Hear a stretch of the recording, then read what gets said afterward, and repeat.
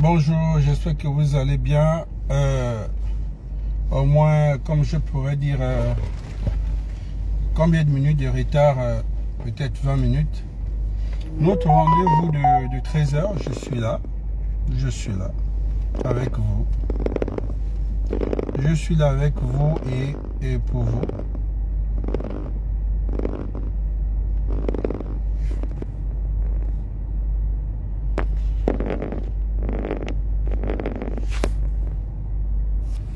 Donc, dites-moi si le volume est bon.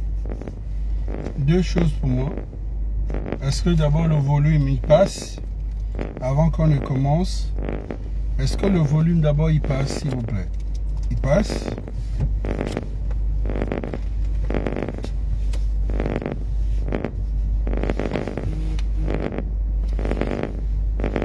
Le volume il passe, c'est d'abord ça le plus important d'abord.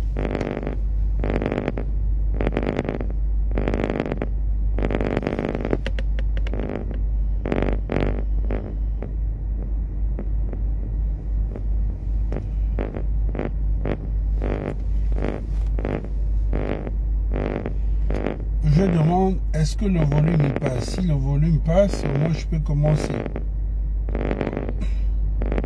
Juste écrit en commentaire, oui, le volume il est bon. C'est le plus important pour moi.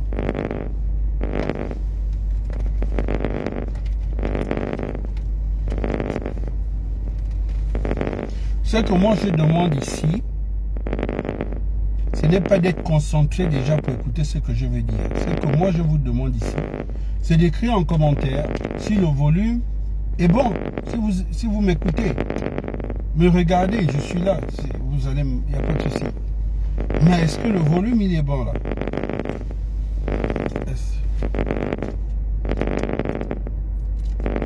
D'accord, ok. Parce que j'ai déposé sur un support, d'accord. Là le volume il est bon. Là ça passe mieux déjà.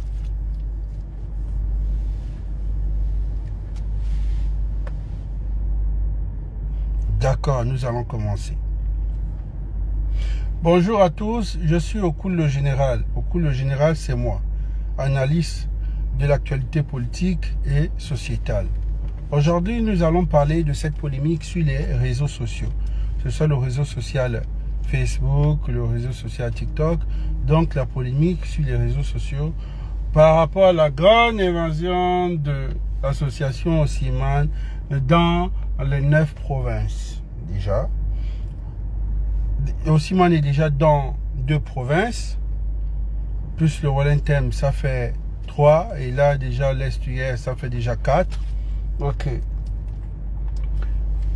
La polémique aujourd'hui, la genèse. L'association Osiman a été créée pour les fils et filles des enfants du Wellington. Ils n'ont pas dit ethnies, ils ont dit enfants du Wellington. D'accord. Ils n'ont pas dit enfants d'Oyem, ils ont dit enfants du G9. Ils ont bien précisé. Donc ce qui veut dire que le Wellington, ce qui concerne arrondissement, département et autres. D'accord. Ça c'était la vision. Osiman, d'autres disent que c'est la vision. Osiman d'autres disent que ça veut dire ensemble, entre nous-mêmes. D'accord. Mais le problème ici, il faut comprendre. Osiman créa son truc avec, entre eux-mêmes, les bons petits du bon grand. Le bon grand, nous connaissons tous, qui est moi aussi mon grand. Le grand qu'on appelle Seban. Clotaire, Brice, Oligui, Nguema. D'accord? Lui-même, le général 2 étoiles. D'accord.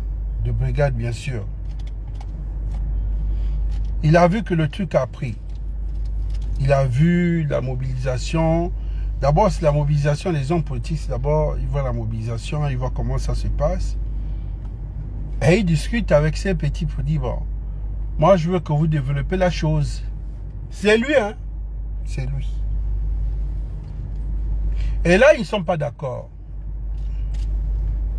Vous connaissez Okulu. Moi, je fais dans les investissements. C'est que j'aurais appris ils étaient réticents. Donc, ils sont réticents, ils veulent gérer leur truc à eux-mêmes, entre eux-mêmes. C'est dit, mais regarde, nous, on a pour nous.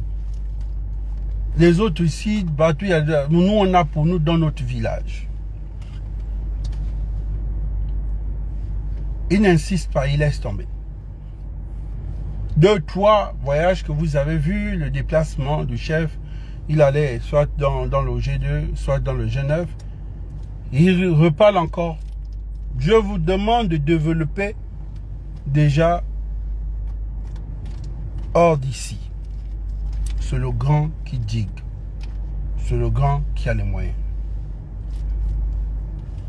Parce que, au lieu de rester ici, ouvrez-vous aux autres. Nous allons écouter. Nous allons écouter. Vous savez que je me suis arrangé à avoir même la logistique dans mon véhicule. Nous sommes bientôt en campagne. Donc,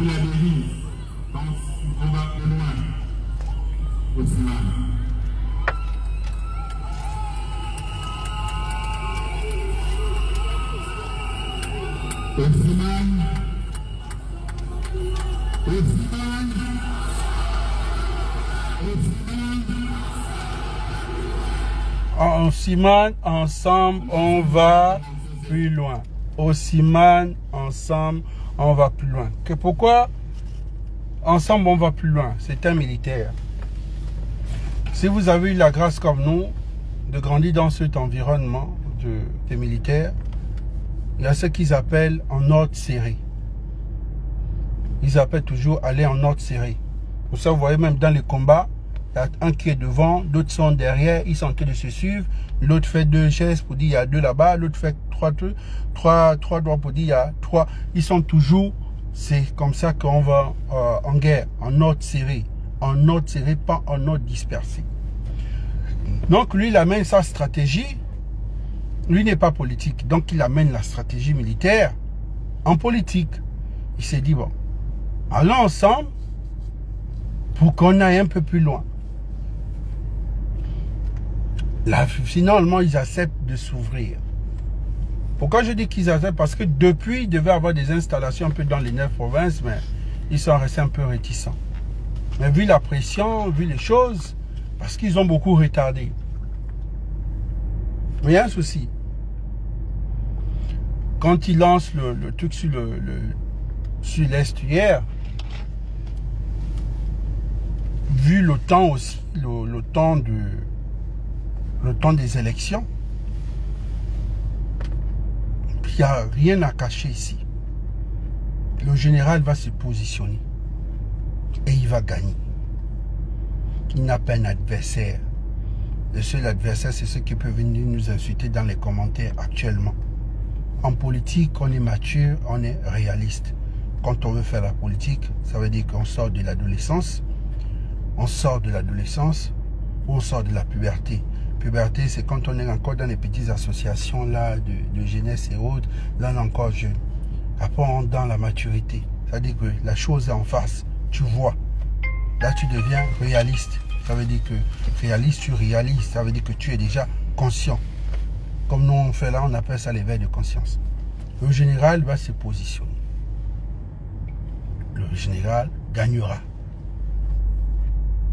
Il va avoir des adversaires qui vont avoir leur petit pourcentage, mais il n'y a pas un adversaire actuellement qui peut couvrir tout le Gabon en vote, et dès qu'il va gagner, le général, ça même, sans faire le bruit sur les réseaux, sans frustration, je vous dis bien, sans diffamation, on sait tous que l'homme là, s'il se positionne, il gagne. Aujourd'hui, qu'est-ce qui dérange? C'est parce qu'il y avait une charte, il y avait ce qui était dit. Ce qui était dit, il devait reculer, remettre le truc au civil. Lui, voyant aussi que là, j'ai mal, au début j'ai parlé, ils se sont dit, tais-toi quand tu parles. C'est-à-dire, tourne ta langue quand tu parles. Et lui, il a décidé, bon, joue pour les autres, au lieu que ça soit pour moi. Les militaires peuvent se positionner. Les magistrats aussi peuvent se positionner. en une seule condition, tu perds tous les privilèges, tu deviens civil, tu démissionnes. Tu ne peux pas être militaire et faire de la politique. Si tu décides, tu démissionnes ou tu attends ta retraite. Magistrat, c'est la même chose. C'est pas que quand tu perds, après, tu reviens encore dire je vais être militaire. Si tu as perdu, tu continues à être civil. Ok? Donc le problème ici, le général lui-même, il ne veut pas se positionner dans un parti politique. Ça déjà, il faut être sûr. Il y a beaucoup de partis politiques qui ont essayé de tirer le PDG, un peu celui de Donian et beaucoup d'autres.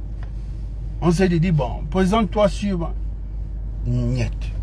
Lui, sa vision, c'est de vouloir se positionner sur la bannière des associations et peut être plus fort aujourd'hui pour qu'il soit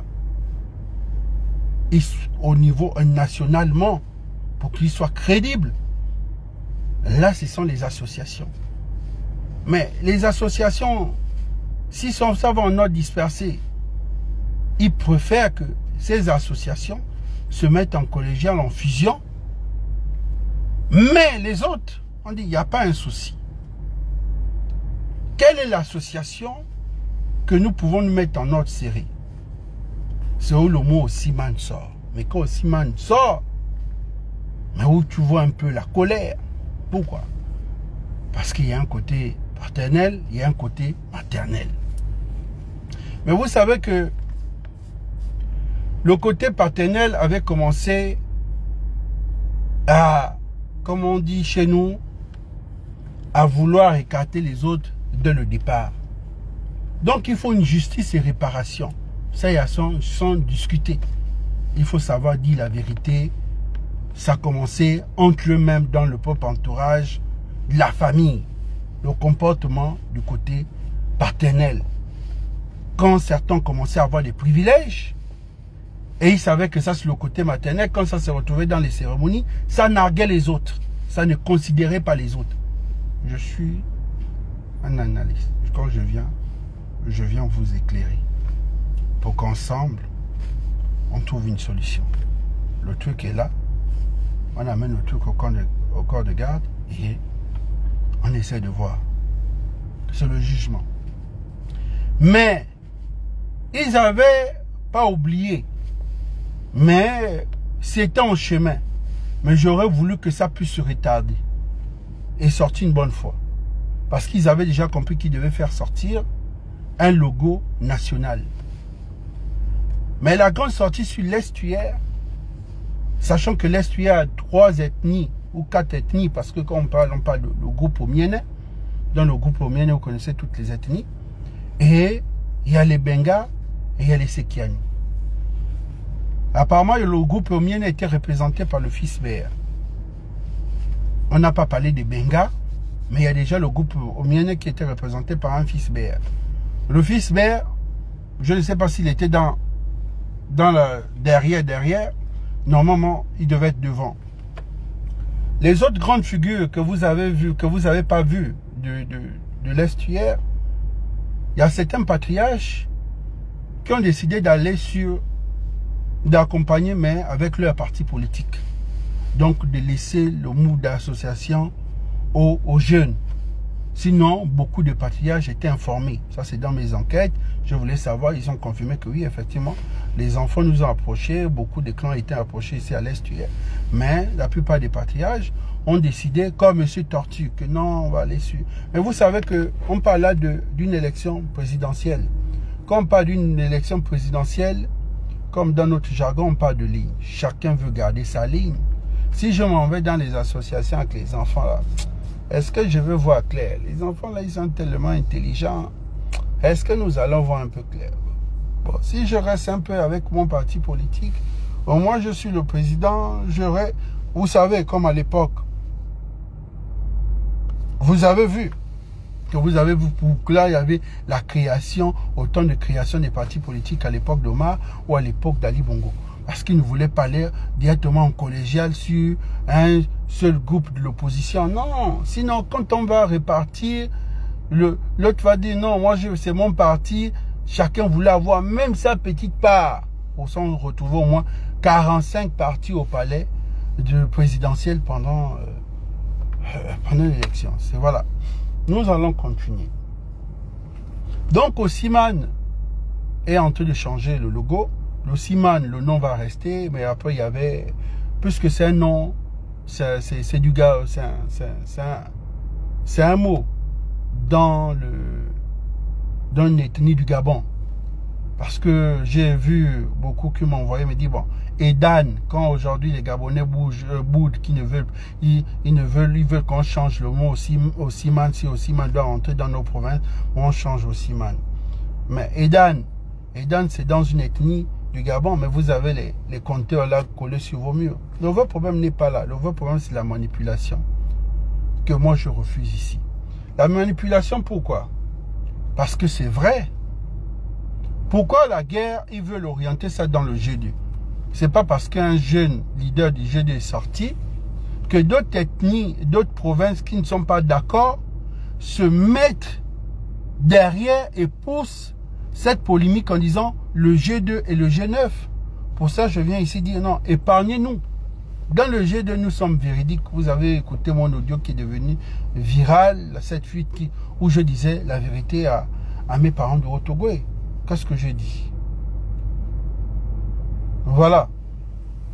Donc je disais à mes parents que si Osiman vient se positionner, Osiman ne peut pas venir se positionner ici avec les arachides. Ça veut dire le logo. Osiman amène dans son panier toutes les richesses du Gabon. Ça veut dire que les 9 logos représentés. Oh, voilà. Mais ce que j'aurais appris aussi, deuxièmement, chaque province gardera son logo.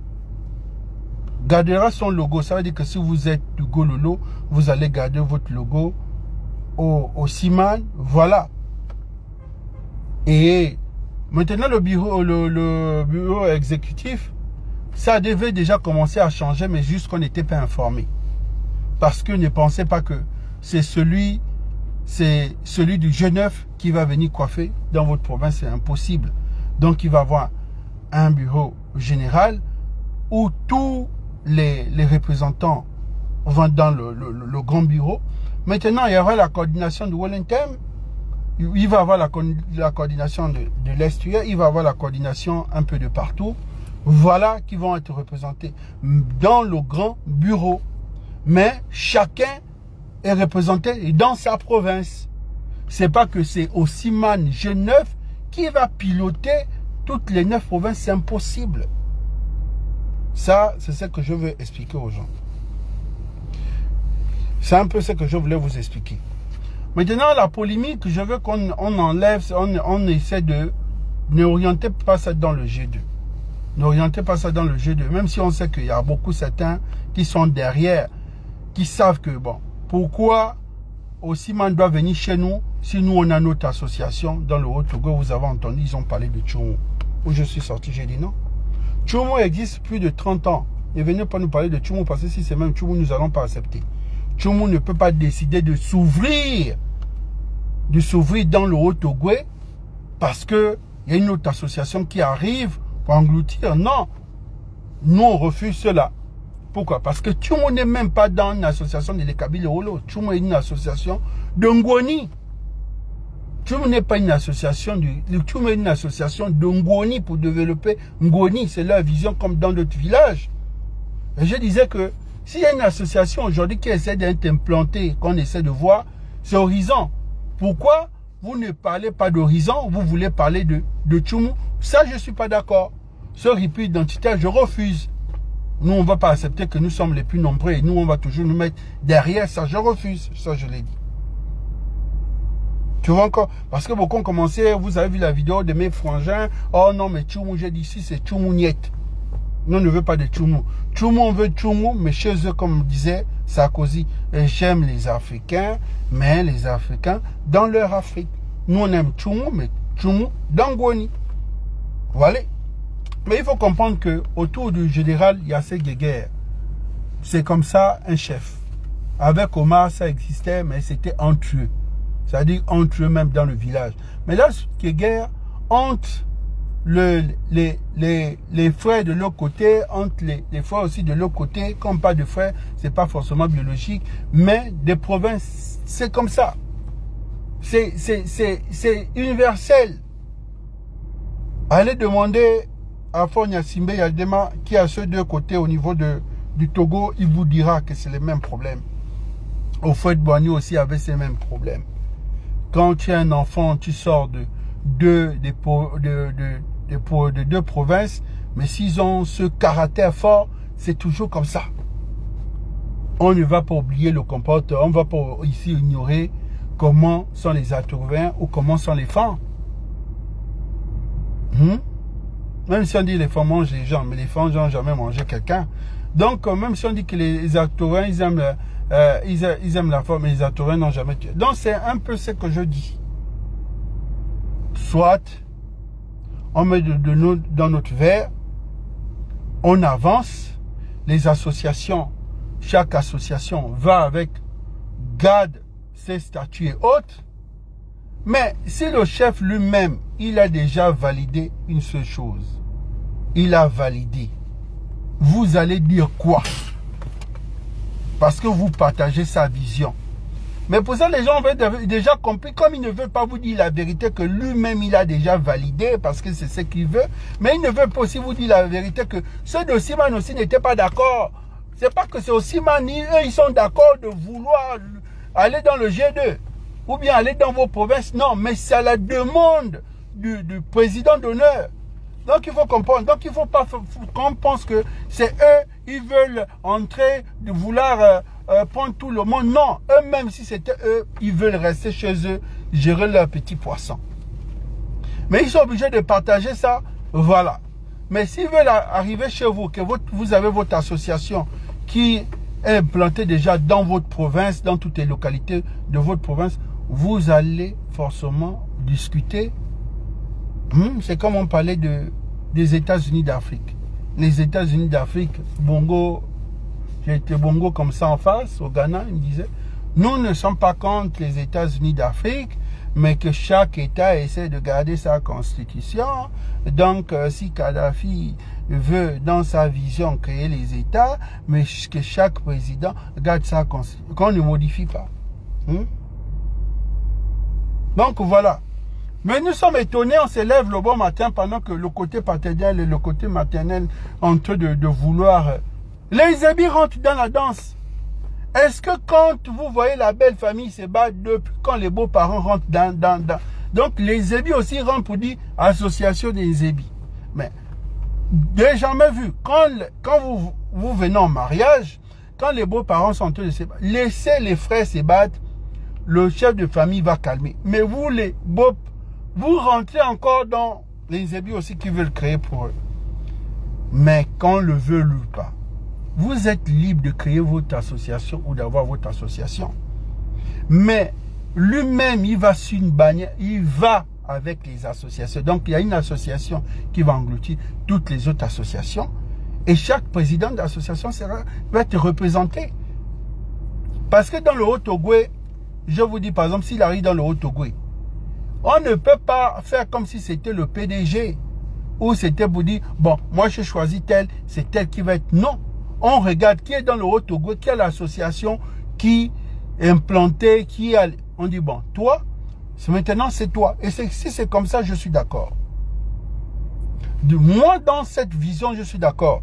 Parce qu'on ne veut pas accepter qu'il y a une personne, par exemple, dans le Goué-Lolo, ou dans le Goué maritime au niveau de Port-Gentil, qui a une association qui est implantée, qui a de base, et on arrive, on nomme un homme politique, et bon, toi tu deviens le représentant de l'association au Siman, pendant qu'il y a une personne qui a son association à lui, il va forcément refuser. Il va dire non, je ne suis pas d'accord, je ne peux pas accepter d'être juste, ou bien ça dépend aussi. Donc ne faisons pas, il faut déjà comprendre que lui ne veut pas aller dans vos trucs de politique, des partis politiques. Si lui veut se positionner, parce que d'ici mars, là, d'ici février, là, il va forcément, puisqu'il y a une grève de la faim au niveau de la place de fête de l'indépendance, Il y a des jeunes qui sont en train de mourir de faim. La grève de la faim, ça c'est le nouveau game depuis que je suis dans ce monde, dans ce domaine politique. Comme on dit bien, tant que tu n'es pas mort, ne dis pas que tu n'as pas encore tout vu.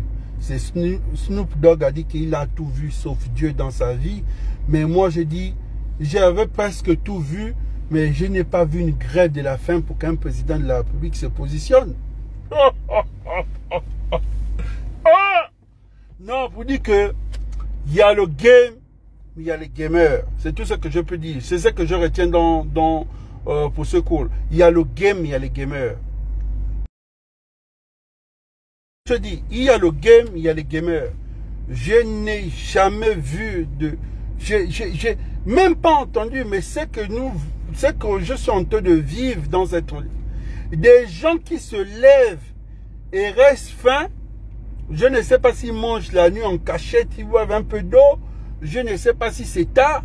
Mais de faire une grève pour que Oligui se positionne, moi je me dis même que ce qui a été créé dans l'étude de Mapan, là, ça c'est rien. Pour moi, le game le plus... Non, pour moi ça c'est le level, quoi. Sérieux, quoi. Les gars, ils ont fait fort. Donc il ne va pas laisser ces Gabonais là mourir, ce sont des compatriotes.